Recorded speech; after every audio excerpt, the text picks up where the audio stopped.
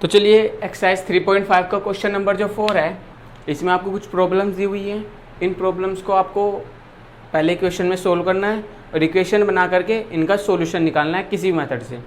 देखिए मेथड हमारे पास 3 है, बट हम कोई से मेथड यूज़ कर सकते हैं और देखते हैं। पहले इनकी इक्वेशन बनाएंगे और फिर इनको सोल्व करेंगे। तो क्वेश्चन नंबर 4 का फर्स्ट पार्ट है, ये पढ़ेंगे हम। A part of monthly hostel charge is fixed and the remaining depends on the number of days one has taken food in the mess.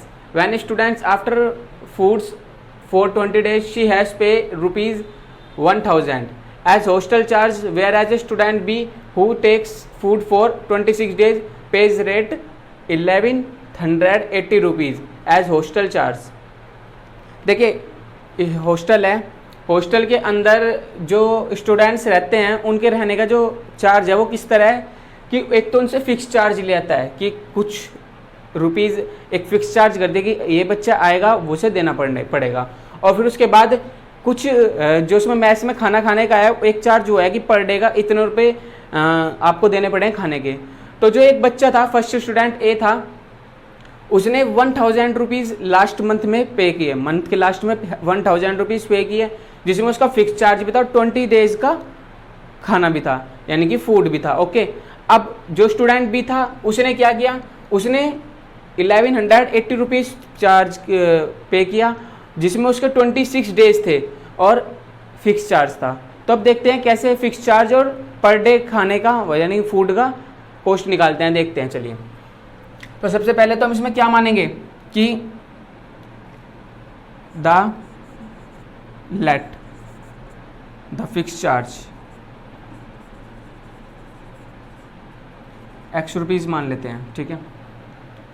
x rupees मान लेते हैं फिक्स चार्ज, यानी कि ये कोई भी स्टूडेंट्स और हॉस्टल में उसे देना ही पड़ेगा, चाहे वो मैस में से खाना खाए या ना खाए।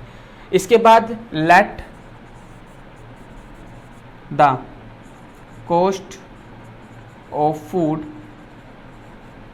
Per day, per day cost है उसकी फूड की, जो हम लेट कर लेते हैं y rupees. Okay, x rupees तो फिक्स चार्ज मान लिया और फूड पर डे उसका लिए मान लिया हमने y रुपीज़। अब बात करते हैं नेक्स्ट की, according to question. According to question उसने क्या कहा स्टूडेंट ए के लिए।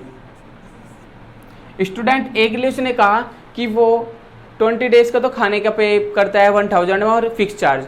तो क्या उसने ऐसे किया था कुछ, देखिए फिक्स चार्ज तो उसका x रुपीज़ था, ठीक है, प्लस, क्योंकि प्लस ही होगा उसमें, फिर उसने खाना कितने दिन खाया 20 डेज, तो 20 डेज का food per day cost value multiply 20 और टोटल चार्ज उसने कितना दिया 1000 रुपीज़। कितना 1000 रुपीज़। क्लियर होगी बात। ये आपके क्या आती है क्वेश्चन 1, इसको सही तरह सोल्व करके लिखिए, x + 20y is equal 1000। Same work इसमें अगली में भी होगा। अब स्टूडेंट बी जो था उसके लिए बात करेंगे। स्टूडेंट बी ने क्या किया, उसने x रुपीज़ तो फिक्स चार्ज दिया, ठीक है, प्लस लिख दिया, x रुपीज़ फिक्स चार्ज दिया और उसके बाद 26 डेज तक उसने पर कॉस्ट फूड वैल्यू की दी। तो 26 डेज मल्टीप्लाई फूड की वैल्यू 1 डे की कितनी थी y रुपीज़, तो टोटल उसने रुपीज़ दिए 1180 रुपीज़। ओके, अब प्यारे बच्चों एक छोटी सी बात समझिए, क्या मैं ऐसे लिख सकता हूँ x + 26y इज इक्वल 180। ये आपके पास इक्वेशन 1 है, इक्वेशन 2 है। और जब आपके पास इक्वेशन 1 और इक्वेशन 2 आ जाती है तो आप थोड़ा एक्टिव हो जाते हैं, और एक्टिव होने के बाद आपके पास 3 मेथड बचते हैं। उन 3 मेथड में से आप देखते हैं क्या लगाएंगे। मैं तो यहाँ सब्स्टिट्यूशन एलिमिनेशन मेथड लगाने के लिए हूँ, आप एलिमिनेशन मेथड से कर लीजिए क्रॉस मल्टीप्लाई, क्योंकि एलिमिनेशन मेथड शॉर्टर भी है और ईजी भी है। सो स्टार्ट करते हैं। x + 20y इज इक्वल 1000 और x + 26y इज इक्वल 1180। तो स्टूडेंट्स हम क्या करते हैं, इक्वेशन 1 ये है, इक्वेशन 2 ये है। इक्वेशन x और x के सेम मल्टीपल है, यानी कि सेम कोफिशिएंट है 1 1, तो x माइनस एक्स कर सकते हैं। तो एक एलिमिनेट करेंगे, कौन किसे, x को एलिमिनेट कर देते हैं। तो इक्वेशन 1 माइनस इक्वेशन 2, देखिए कैंसिल हो गया, माइनस माइनस माइनस, तो 20 y में से 26 y गए तो माइनस के 6 y। और नेक्स्ट पे बात करते हैं, तो 1000 में से 1180 गए तो 180, वो भी किसके, माइनस के। माइनस से माइनस कैंसिल होता है, y इज इक्वल टू आता है आपका 180/6, तो आपकी आ जाती है वैल्यू 30, ठीक है। y इज इक्वल टू 30 आ जाता है आपका। ये वैल्यू किस में सब्स्टिट्यूट कर दूं, किसी भी एक इक्वेशन में सब्स्टिट्यूट कर देता हूं। तो substitute the value of y in equation 1।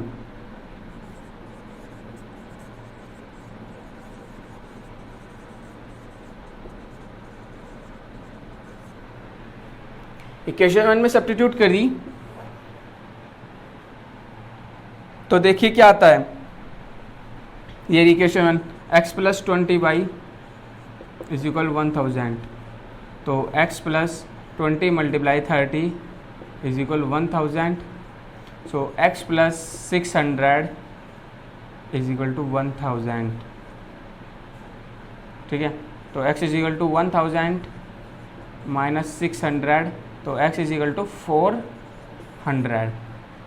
तो स्टूडेंट्स ये आपकी y की वैल्यू आती है 30 और x की वैल्यू आती है 400, तो x तो आपका है 400 और y है आपका 30। अब समझ लीजिए थोड़ा सा किस तरह से है कि जो आप चार्ज दे रहे थे फिक्स चार्ज हॉस्टल में, वो आप दे रहे थे 400 रुपीज़, यानी कि कोई बच्चा चाहे खाना खाए या ना खाए मैस में हॉस्टल की, उसे 400 रुपीज़ फिक्स है।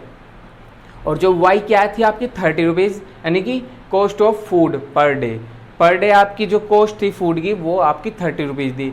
तो इस बच्चे ने 20 डेज़ खाया था इसलिए 1000 दिया, और 26 डेज के लिए था तो इसलिए इसने 1180 रुपीज़ दिए, ठीक है। चलिए तो स्टूडेंट सेकंड पार्ट है, ए फ्रैक्शन बिकम्स 1/3 व्हेन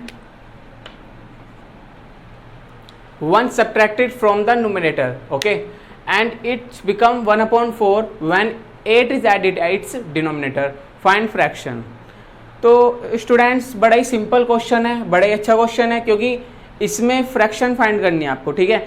तो देखिए एक बार समझिए, कोई भी फ्रैक्शन थी, आप फ्रैक्शन में दो चीज़ें कॉमन होती हैं, नोमिनेटर एंड डिनोमिनेटर।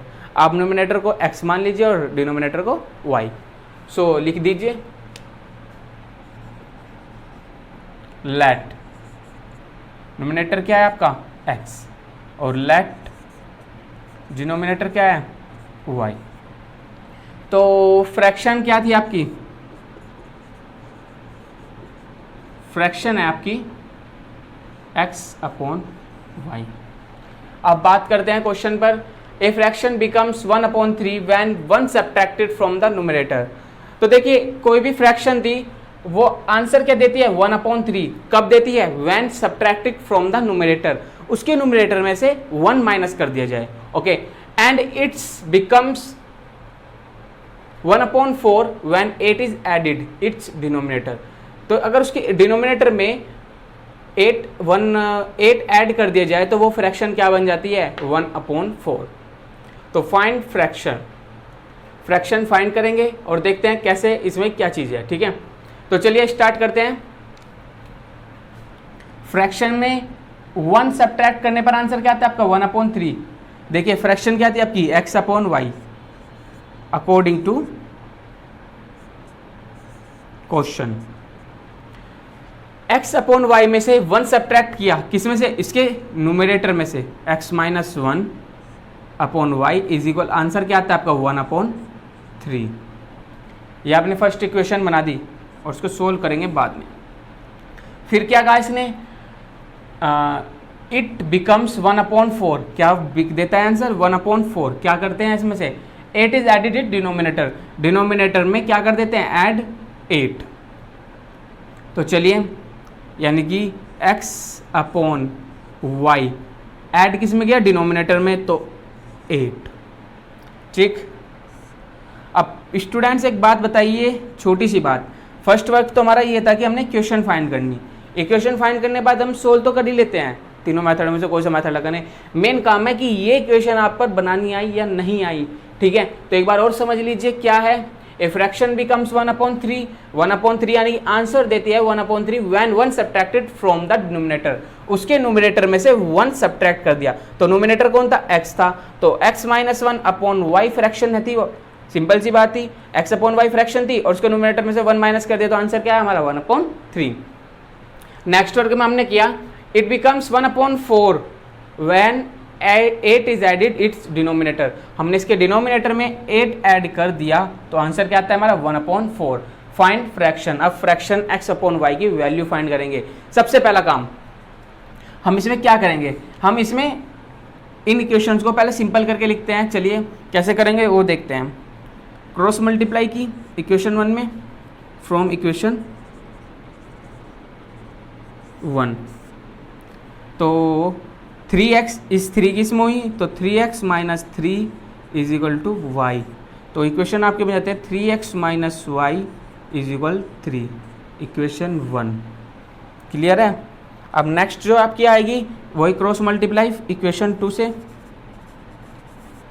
इक्वेशन 2 में 4x = y + 8, तो यहाँ भी आपकी इक्वेशन बन जाती है 4x + y, सॉरी माइनस हो जाएगा, -y = 8, इक्वेशन क्या होगी आपकी 2।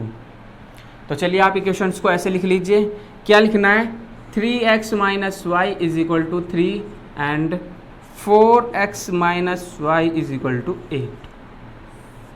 तो प्यारे स्टूडेंट्स, सिंपल सी बात क्या है आपके पास है इक्वेशन 1 और इक्वेशन 2। आप कौन सा मेथड यूज़ करेंगे वो आपकी मर्जी है, बट मैं एलिमिनेशन मेथड यूज़ कर रहा हूँ क्योंकि उससे सिंपल हो सकता है, क्योंकि y और y दोनों के कोफिशिएंट इक्वल हैं और कोफिशिएंट इक्वल है तो हम उससे सिंपली सोल्व कर सकते हैं।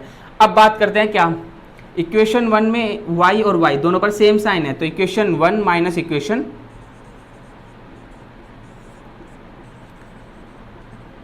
2। तो प्यारे बच्चों यहाँ माइनस, यहाँ माइनस माइनस प्लस हो जाता है क्योंकि इसका और इसका साइन माइनस माइनस प्लस, और यहाँ भी माइनस। तो देखिए क्या कैंसिल हो चुका है, कैंसिल होने के बाद 3x - 4y, sorry 3x - 4x और 3 - 8, तो देखिए क्या आता है, कितने x हुए, -x और -5, माइनस से माइनस x = 5। क्लियर हुई बात।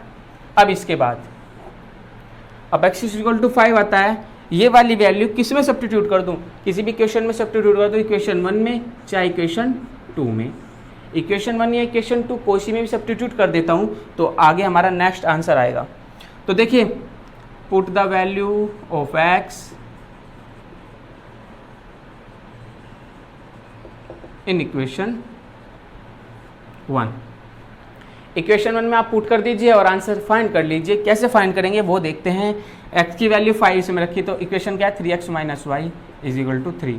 सो स्टूडेंट्स 3 × 5 - y = 3, तो 15 - y = 3, y सेम साइन जगह रहेगा, तो 3 - 15। सो स्टूडेंट्स -y - 12, माइनस से माइनस कैंसिल, y = क्या है आपका 12। और तो प्यारे बच्चों ये समझिए, x तो आपका 5 था, y आपका 12 था, तो x = 5 एंड y = 12। ठीक है, तो यानी कि जो फ्रैक्शन थी वो आपकी क्या थी, x तो आपकी आती है 5 और y आता है आपका 12, ये आपकी आंसर है। तो समझ में आया। अब मेन काम जो इसमें था वो ये था कि आप दोनों इक्वेशंस फाइंड कैसे करेंगे।